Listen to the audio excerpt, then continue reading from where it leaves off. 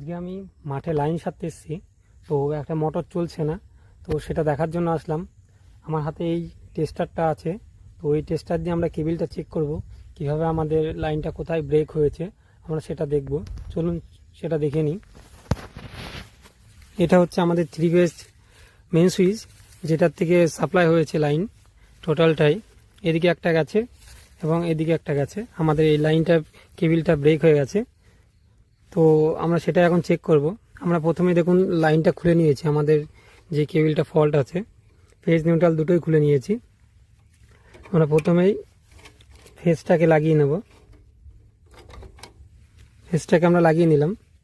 দেখুন